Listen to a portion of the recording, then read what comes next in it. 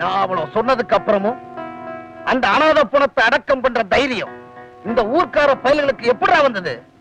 தனி ஒரு மனுஷனா இருந்து அந்த மாரிமுத்து சாதிச்ச காரியம் இல்லைங்க இது. ஐயா, உண்மை என்னன்னா மேல்மருவத்தூர் ஆதிபராசக்தி வார வழிபாட்டு மன்றம்னு ஒண்ணு ஆரம்பிச்சிருக்காங்க. அந்த மன்றத்தோட கட்டளைக்கு பணிஞ்சுதான் உங்க சொல்ல தூக்கி எறிகிற தைரியம் அவங்களுக்கு வந்திருக்கு. ஆஹா, மேல்மருவத்தூர் அற்புதங்கள் சொல்றாங்களே, இது ஒண்ணுதானா இல்ல ஒண்ணு இருக்கா?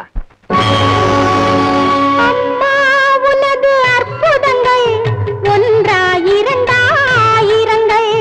அம்மா உனது அற்புதங்கள் ஒன்றா இரண்டா ஆயிரங்கள். அடிகளார் தொழும் அருட்கடலே மருவத்தூரில் வாழ் மணிச்சுடரே. அடிகளார் தொழும் அருட்கடலே மருவத்தூரில் வாழ் மணிச்சுடரே. மேல் மருவத்தூரில் வாழ் மணிச்சுடரே.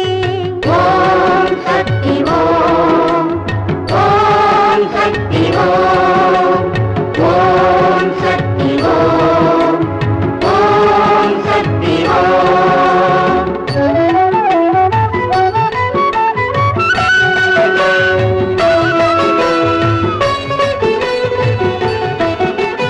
தொண்டன் ஒருவன் தையர் கலைஞன் திருவாரூரில் வாழுகின்றான். அவன் மருவத்தூர் அன்னை வரைபடம் தன்னை சுவரில் மாட்டி வணங்குகின்றான். தொண்டன் ஒருவன் தையர் கலைஞன் திருவாரூரில் வாழுகின்றான். அவன் மருவத்தூர் அன்னை வரைபடம் தன்னை சுவரில் மாட்டி வணங்குகின்றான். அதில் குங்குமம் தினமும் வழியுதம்மா. அவன் குடிசை கோயிலாய் விளங்குதம்மா. அங்கு கிண்ணத்தில் தீர்த்தம் கிடைக்குதம்மா. அது குறையாது இன்னமும் சுரக்குதம்மா. அம்மா, அம்மா உனது அற்புதங்கள் ஒன்றா இரண்டா ஆயிரங்கள்.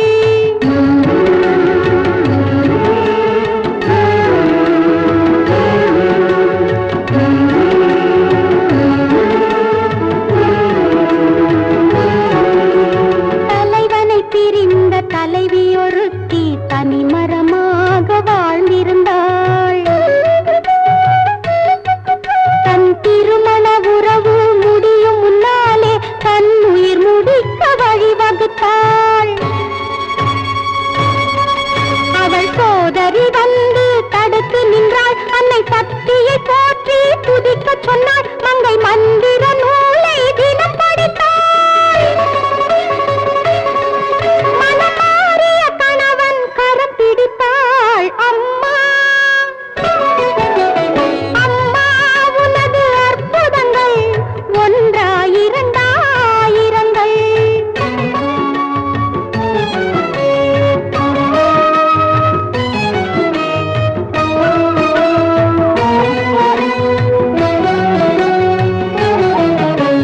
நல்லாட்சி புரியும் நாயகி லீலை பொள்ளாச்சி நகரில் நடந்ததம்மா.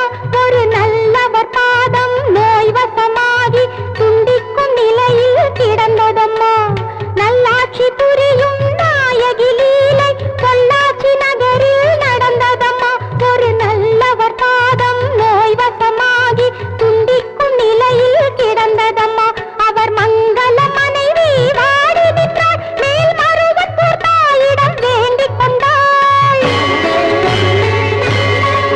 அன்னை செவ்வாடை புனைந்து நேரில் வந்தாள். ஓர் செவிலி பெண் போலே நோய் தீர்த்தாள். பில்லி சூனியம் செய்த தகடெடுத்தாள். அம்மா, அம்மா உனது அற்புதங்கள் ஒன்றா இரண்டா ஆயிரங்கள்.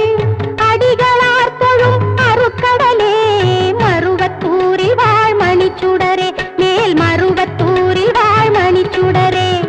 ஓம் சக்தி ஓம், ஓம் சக்தி ஓம், ஓம் சக்தி ஓம், ஓம் சக்தி ஓம். யாராவது சிவப்பு சேலை சிவப்பு சட்டை மேல்மருவத்தூரா அற்புதங்களா? என்னங்கடி அண்ணனும் தங்கச்சியும் சேர்ந்து ஊர்ல ஏன் ஏமாத்துறீங்களா? இடமும் படமும் இருக்கிறதால தானே மன்றோன்னு ஒண்ணு வச்சுக்கிட்டு ஊரை கூட்டிக்கிட்டு இருக்காளுங்க. அதே இல்லாம பண்ணிட்டா பண்ணிடுவோம்.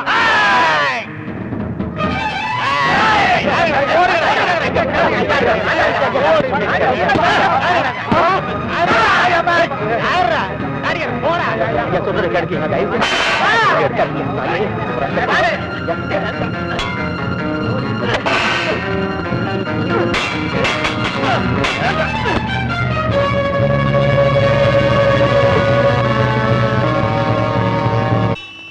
சக்தி சக்தி சக்தி, அந்த ராஜதர் ஆளுங்க ஆமா, நம்ம ஊர் வார வழிபாட்டு மன்றத்துக்குள்ள பூந்து எல்லாத்தையும் அடிச்சு உடைச்சு நாசப்படுத்திட்டாங்க. அப்படியா? அது மட்டும் இல்ல, நம்ம சக்திகளை அடிச்சு காயப்படுத்திட்டாங்க.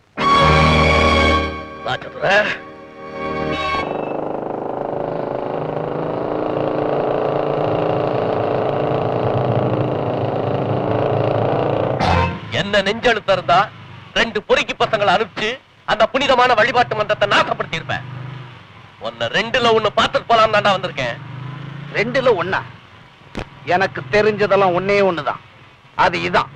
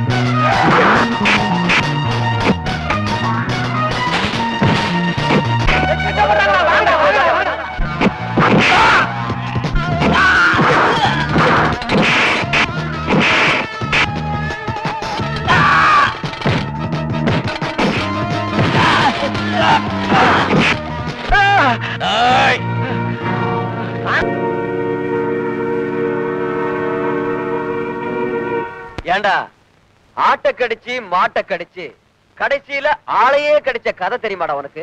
அட, அது பழங்கதடா. ஒரு சாதாரண மாரிமுத்து மன்றம்னு ஒண்ணு ஆரம்பிச்சு அதுக்கு அவனே தலைவனாகி அநாத பணத்தை அடக்கம் பண்ணி பொதுநலவாதியாகி இன்னைக்கு என்னடான்னா ஐயாவையே அடிக்கிற அளவுக்கு பெரிய மனுஷன் ஆயிட்டான். அதாவது இந்த ஊர்ல இருந்த ஒரு சின்ன சுண்டலி சிங்கம் ஆயிடுச்சு. ஒரு சிங்கம் அசிங்கமாயிடுச்சு. இத வளர விடலாமா? விட மாட்டேன். எனக்கு எதிர்ப்பா வளர்ற அவனை கூண்டோட ஒழிக்காம விடம். இன்னைக்கு ராத்திரி அவன் வீட்டுக்கு போறோம். அவன் சந்து தூங்கிட்டு இருப்பான். ஒரே வெட்டு அவனை பர்மனண்டா தூங்க வைக்கிறோம்.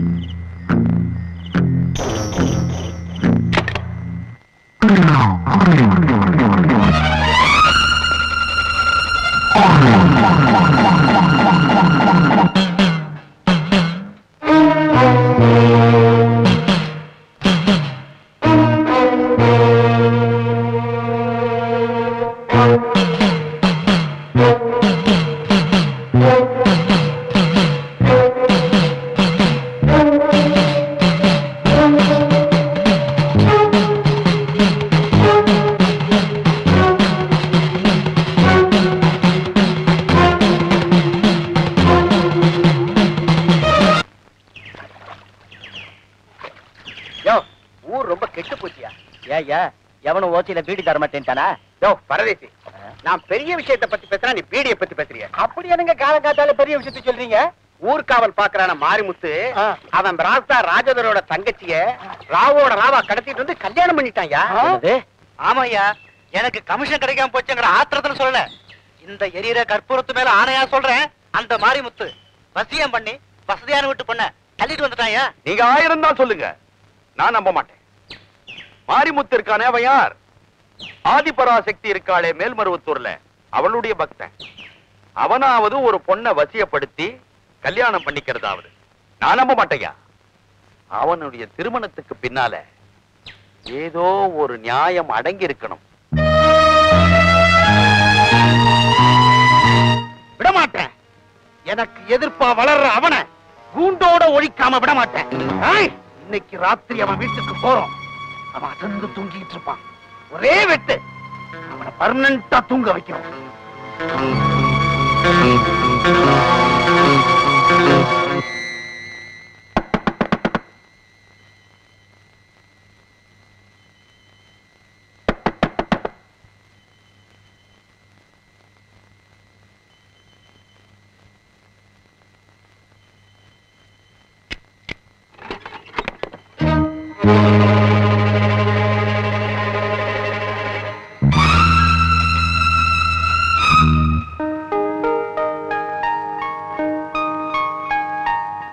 நீங்களா இந்த ராத்திரி நேரத்துல எதுக்கு வந்திருக்கேன்?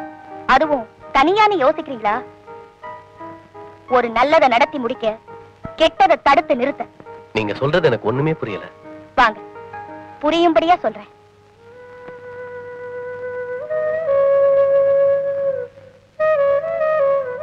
இந்த மருவத்தூர் தாயோட அருள் வாக்குத்தானே நம்ம போல பக்தர்களுக்கெல்லாம் உயிர் மூச்சு. அதை நிறைவேற்றுறது தானே நம்ம முதல் கடமை. சத்தியமான வார்த்தை. அந்த சத்திய வாக்கை நிறைவேற்றுறதுக்காகத்தான் நான் இங்க வந்திருக்கேன். இந்த ராத்திரி நேரத்துல ஒரு பக்தரான உங்க வீட்டுல என் கல்யாணம் நடக்கணுங்கிறது அம்மாவோட அருள் வாக்கு. நம்ப முடியலையா? நம்ப முடியாத எத்தனையோ அற்புதங்களை தினம் தினம் நடத்தி காட்டுறவதா அந்த மேல்மருவத்தூர் தாய். தயவு செஞ்சு ஏன் எதுக்குன்னு காரணம் கேட்காம அந்த அன்னையோட உத்தரவுப்படி என் கழுத்துல தாலியை கட்டி என்ன உங்க மனைவியா ஏத்துக்கணும். உங்களுக்கு என்ன பைத்தியமா பிடிச்சிருக்கு? பாசமும் பக்தியும் ஒரு வகை பைத்தியம் தான். நீங்க ஒரு உண்மையான செவ்வாட தொண்டங்கிறது நிச்சயம்னா, இந்த மேல்மருவத்தூர் தாயோட பிள்ளைங்கிறது சத்தியம்னா, இந்த புனிதமான மாங்கல்யத்தை இப்ப நீங்க என் கழுத்துல கட்டியே தீரணும். இந்த மேல்மருவத்தூர் தாய் மேல ஆணை.